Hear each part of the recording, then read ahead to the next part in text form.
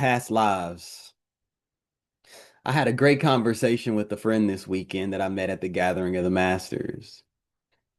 And I wanted to tell this story, and I'm going to start telling some of these stories because I truly believe it's very important for us to pay attention to this, to have these connections, because these connections will grow and these connections will connect later on in life.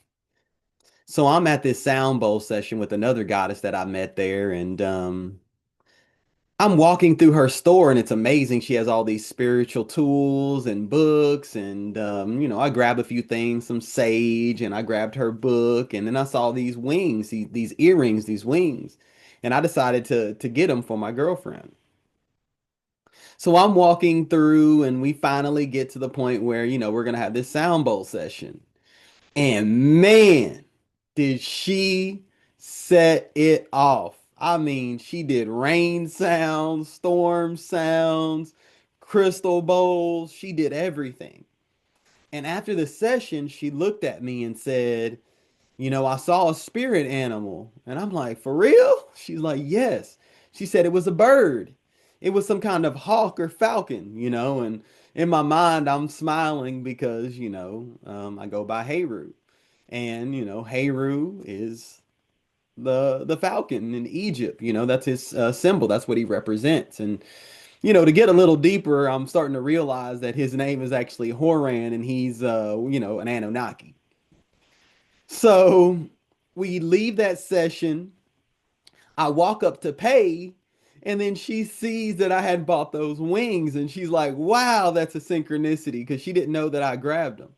So I pay for everything. I go to the event, the Gathering of the Masters, and I walk in, and my booth was set up in this one little area. I had got it all set up. And when I looked over, I saw this goddess. Her name is Hanifah. And she had the most beautiful statues of Sekhmet, Hathor or Heru. She had, Asar, if you want to call him Osiris, Isis, like all the Egyptian gods and goddesses.